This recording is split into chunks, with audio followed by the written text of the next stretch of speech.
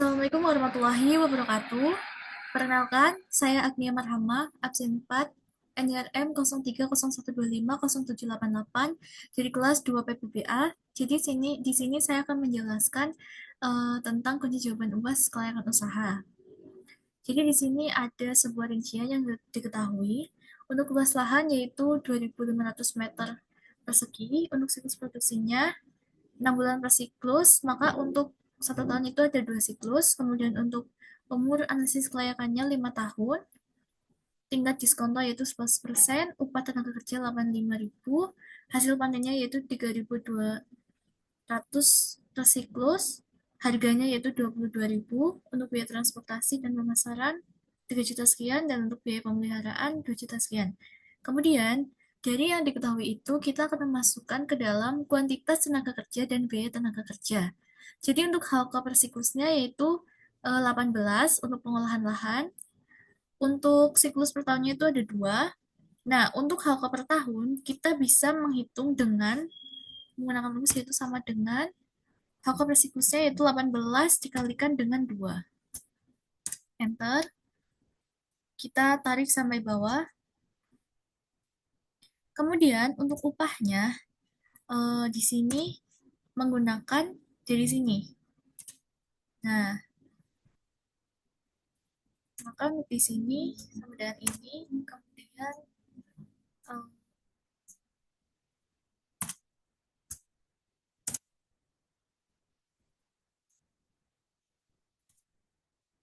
kemudian kita tarik sampai bawah.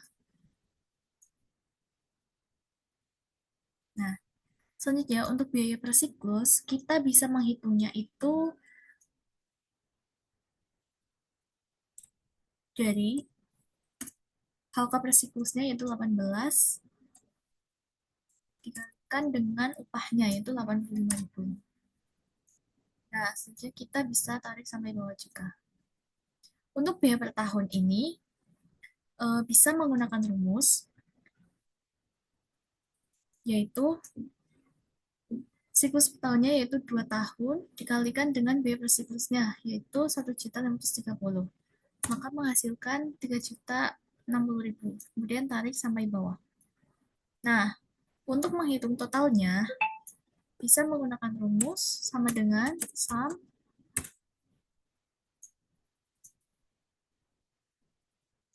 enter. Nah, kemudian kita geser sampai ke samping. Nah, maka hasilnya yaitu kita bisa menggantinya menjadi rupiah.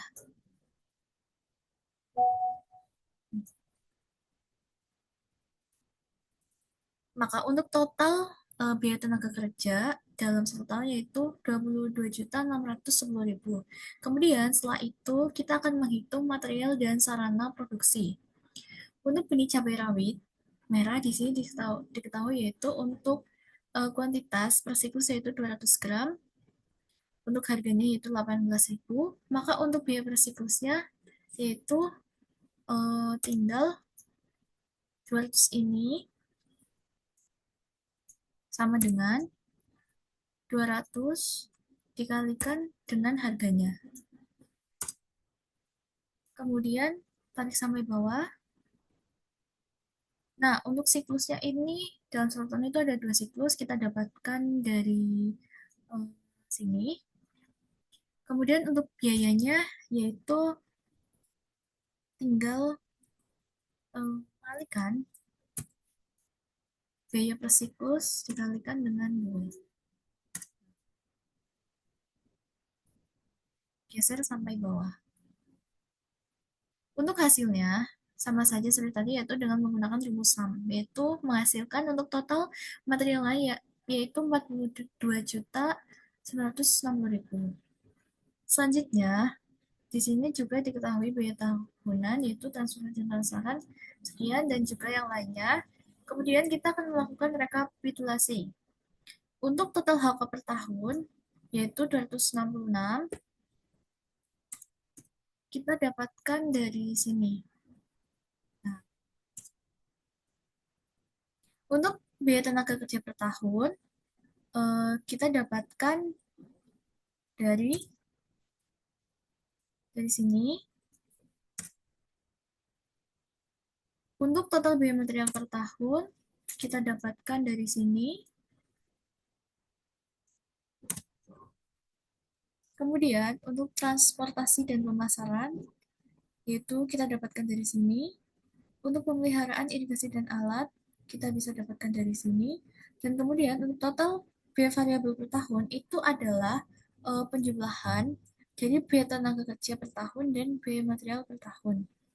Yaitu sama dengan ini, dan ini. Ketemu 65.570.000. Nah, untuk total biaya tetap dan penyusutan itu kita dapatkan dari biaya tahunannya, yaitu bisa dengan menjumlahkan seluruh biayanya.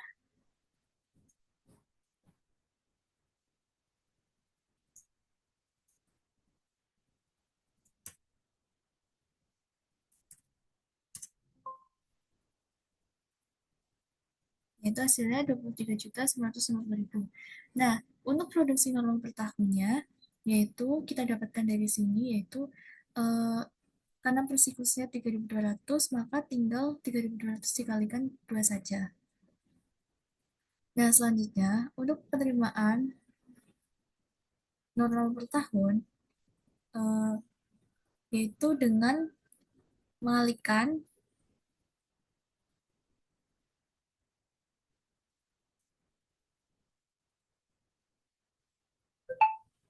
produksinya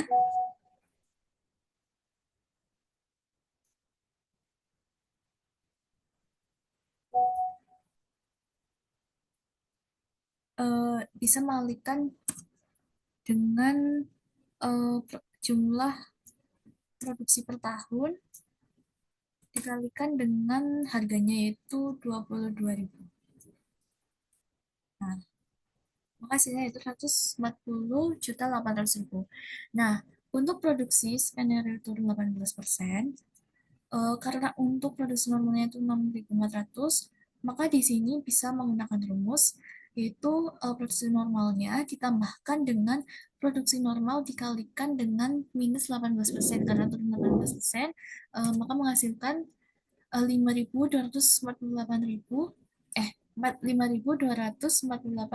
kilogram per tahun. Nah, untuk penerimaan skenario dari sensitivitas itu, yaitu bisa uh, menggunakan rumus, yaitu produksinya yang turun tadi dikalikan dengan harganya, itu 22.000. Nah, maka menghasilkan 115 juta sekian. Selanjutnya, setelah menghitung standar budidaya tanam, kita akan menghitung investasi dan penyusutan. Jadi, untuk biaya investasi itu, rumusnya sama dengan kuantitas dikalikan dengan harga persatuannya. Untuk pompa air, yaitu biaya investasinya 3.500.000, kemudian kita tarik sampai bawah. Nah, untuk di tahun ke-0 itu, maka biaya investasi sama dengan ini. Kemudian, kita lihat di sini, untuk pompa air itu umur ekonomisnya 4 tahun, maka setiap 4 tahun sekali itu akan melakukan reinvestasi, yaitu pembelian ulang pompa air untuk budidaya ini. Nah, kita bisa menghitung dari sini, 1, 2, 3, 4, habis, maka di sini, di tahun keempat ini akan membeli pompa air lagi.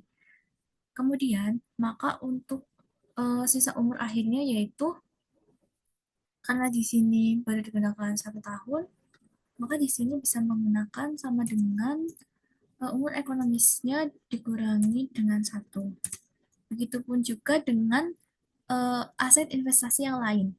Kemudian, untuk penyusutan itu bisa menggunakan rumus sama dengan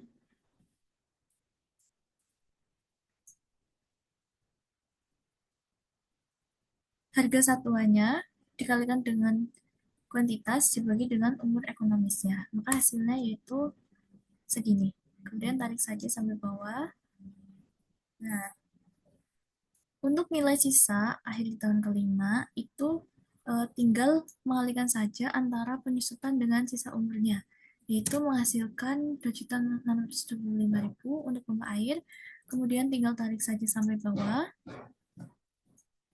dan kemudian di sini kita bisa menjumlahkan semuanya dengan rumus sum. Seperti biasanya, enter, tarik sampai ke samping. Nah, sehingga untuk nilai sisa akhir di tahun kelima itu ya sebesar 2.575.000. Kemudian di sini kita akan memasukkan ringkasannya untuk total investasi awal tahun yaitu 82.950.000 didapatkan dari sini yaitu di tahun ke-0. Untuk total penyusutan per tahunnya yaitu didapatkan dari sini, dan untuk total nilai sisa akhir tahun kelima yaitu 21.625 didapatkan dari sini. Selanjutnya, kita akan masuk ke dalam kriteria investasi. Pertama, kita menghitung pemasukan terlebih dahulu. Nah, untuk pemasukan itu, kita bisa memasukkan dulu harga panen dan jumlah panennya, yaitu dari standar budidaya tanam yang ini. Kemudian, untuk menghitung hasil penjualannya, yaitu tinggal mengalihkan jumlah panen dengan harga panennya. Nah, maka untuk pemasukannya itu tinggal menambahkan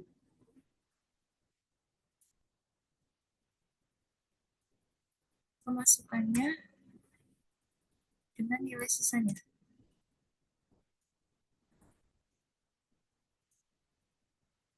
Ya, sehingga karena di tahun kelima itu ada nilai sisa sebesar 21.625, maka di sini menambah yaitu menjadi 162.325.000, sehingga untuk total 5 tahunnya yaitu bisa menggunakan rumus sama dengan sum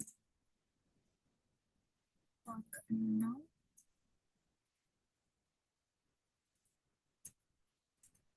Nah, sehingga untuk total pemasukan selama 5 tahun yaitu 725.525.000. Selanjutnya, setelah itu kita akan menghitung pengeluaran. Pengeluaran itu didapatkan dari mana? Itu didapatkan dari biaya investasi ditambah biaya variabel ditambah dengan biaya tetap tanpa penyusutan. Nah, untuk biaya investasi ini kita dapatkan dari investasi dan penyusutan yang sudah kita hitung yaitu dari sini. Nah, kemudian untuk biaya variabel itu kita dapatkan dari biaya tenaga kerja dan biaya material yang sudah kita hitung tadi. Nah, untuk karena biaya tenaga kerja per tahunnya sudah kita dapatkan yaitu 22.410.000 dalam setahun, maka dalam 5 tahun itu mendapatkan 113.050.000. Nah, untuk biaya materialnya karena dalam 1 tahun itu menghasilkan 42.960.000, maka dalam 1 tahun itu dalam 5 tahun menghasilkan 214.800.000. Kemudian untuk biaya variabel kita tinggal menambahkan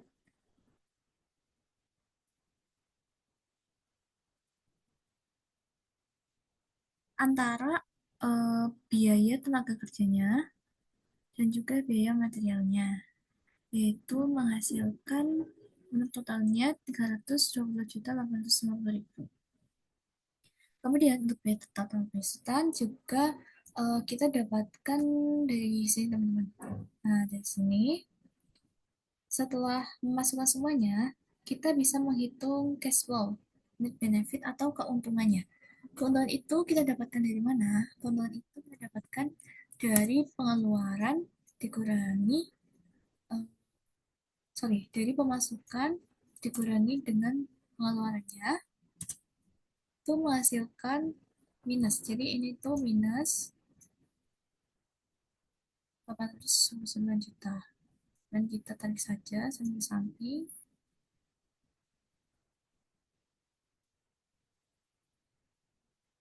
Maka hasilnya yaitu seperti ini. Dan untuk totalnya itu bisa menggunakan rumus sum. Nah, setelah menghitung semuanya, mulai dari pemasukan, pengeluaran, dan juga keuntungannya, kita akan memasukkan ke dalam rincian kriteria investasi kondisi normal. Di mana untuk diskon rate-nya itu sudah diketahui tadi yaitu 11%. Untuk diskon faktornya, yaitu bisa menggunakan rumus satu dibagi satu ditambah dengan diskon faktornya dipangkatkan dengan sesuai tahunnya. Karena untuk tahun 0 ini di tahun ke 0 maka di sini pangkat 0 dan kemudian di sini juga pangkat 1 dan seterusnya sampai pangkat 5. Setelah itu menghitung PV penerimaan. PV penerimaan ini rumusnya yaitu diskon faktor dikalikan dengan penerimaannya, yaitu di sini dan enter saja dan ditarik sampai ke samping. Untuk PV biaya ini menggunakan rumus yaitu diskon faktor dikalikan dengan pengeluarannya. Untuk present value net benefit itu didapatkan dari diskon faktor dikalikan dengan keuntungannya. Nah, setelah itu bisa menghitung NPV. NPV itu didapatkan dari penjumlahan semua present value net benefit-nya, yaitu menghasilkan 106 juta sekian, dan itu nilainya positif. Kemudian untuk gross BC itu didapatkan dari sum present value penerimaan dibagi dengan sum present value biayanya, yaitu menghasilkan 1,2. Dan untuk net BC-nya itu didapatkan dari di sini ditambahkan negatif, itu dari sum present value net benefit yang positif dibagi dengan yang negatif. Nah, setelah itu untuk IRR itu rumusnya IRR kurung buka penjumlahan dari keuntungan dari tahun ke-1 sampai tahun ke-5. Setelah itu menghitung kumulatif present value net benefit. Itu didapatkan untuk di tahun ke-0 itu sama dengan present value net benefit tahun ke-0, tapi untuk di sini itu bisa menggunakan penjumlahan dari present value net benefit pertama ditambahkan dengan nah, dan tarik saja sampai ke samping.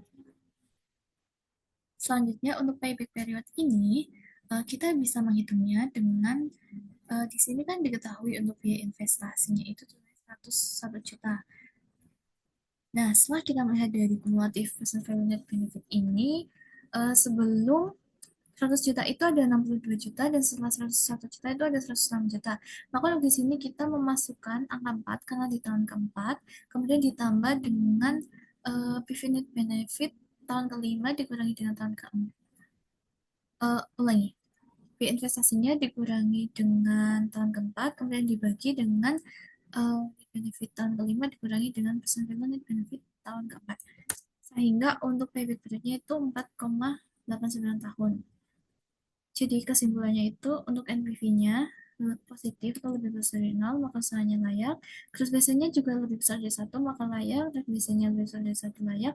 Dan untuk ERN-nya itu melebihi diskon rate-nya 11% maka usahanya layak.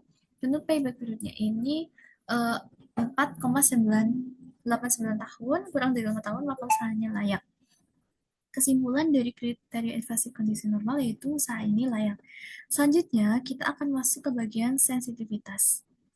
Sensitivitas itu untuk tabel ini kita dapatkan dari tabel yang kriteria investasi tadi.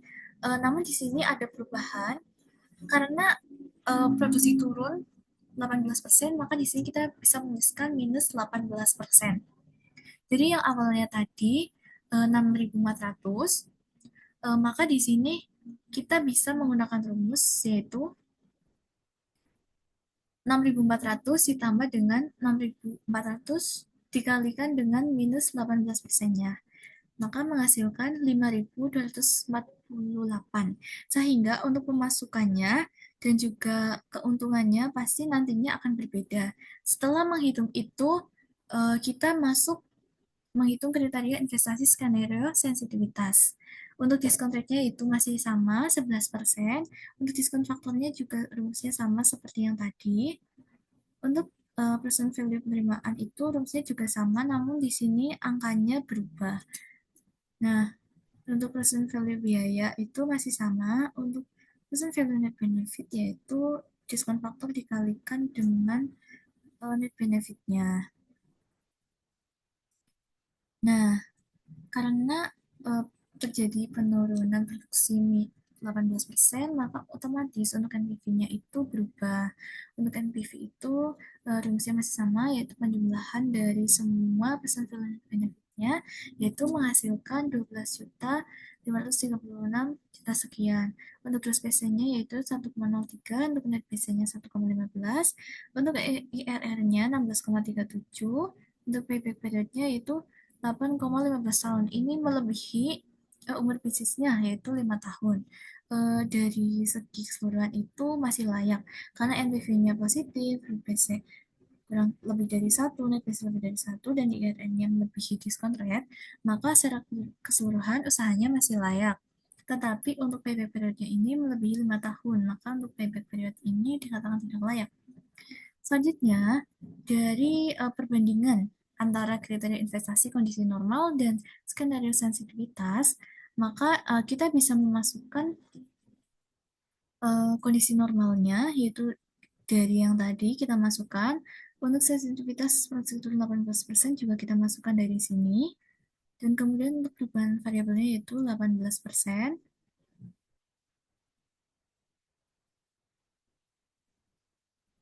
Kemudian untuk ukuran perubahan.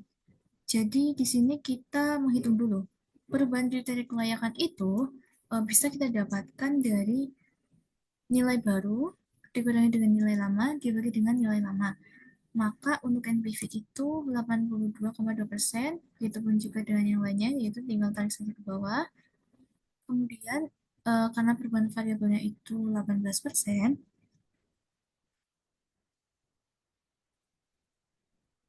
maka di sini itu untuk 88 itu tentunya lebih besar dari 18%, begitu juga dengan yang lain.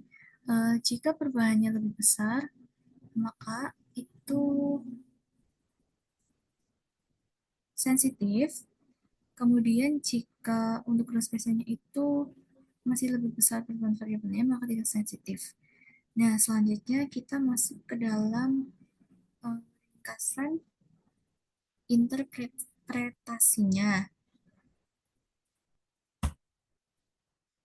Nah, ini sama dengan yang tadi, hanya saja ditambahkan dengan payback period dan juga ditambahkan dengan interpretasi kondisi normal.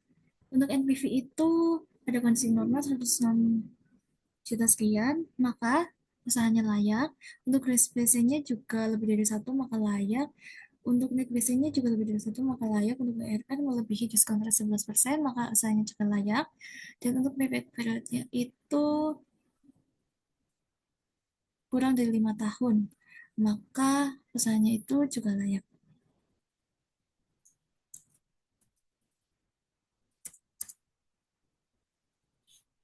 Nah, untuk investasi investasi skenario turun 18%, yaitu sama juga dengan yang tadi. Untuk sensitivitasnya itu sehingga dihasilkan untuk NPV-nya itu sensitif, gross BC-nya tidak sensitif, net BC-nya sensitif, IRR-nya sensitif, dan juga untuk payback period-nya itu sensitif. Nah, selanjutnya kita akan menghitung. Setelah dicari, maka nilai penggantinya dari turunnya produksi itu sebesar berapa. Jadi kita bisa mencarinya dengan menggunakan switching value. Nah, di sini untuk sensitivitas, bagaimana caranya kita merubah agar NPV, gross BC, net BC itu NPV-nya 0, gross BC 1, net BC 1, agar berapa sih jumlah penurunan jumlah produksi itu agar mencapai ambang batas. Jadi itu usahanya masih bisa dikatakan layak. Batas maksimalnya itu berapa? Nah, kita bisa menggunakan cara yaitu ini kita ganti dulu dengan 0. Nah, selanjutnya di bagian NPV ini kita klikkan, kemudian kita klik data, what if analysis, goal set, Di sini kita tambahkan dolar.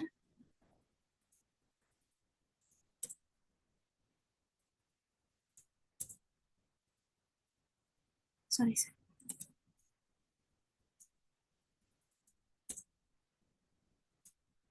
Untuk mengganti NPV menjadi 0, dan di sini kita masukkan 0 yang ini. Nah, kemudian oke.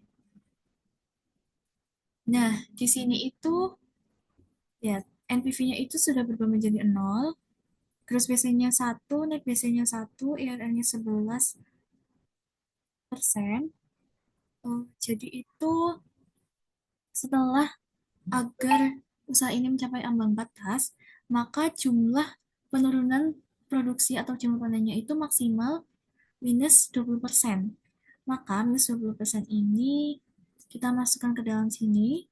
Jadi untuk kesimpulannya itu setelah dicari maka nilai pengganti dari turunnya produksi yaitu sekitar 20% untuk mencapai switching value tadi. Nah, untuk interpretasinya, jika penurunan produksi melebihi 20%, maka usaha ini bisa menjadi tidak layak karena NPV-nya itu bisa menjadi negatif, lalu IR gross BC-nya bisa menjadi negatif,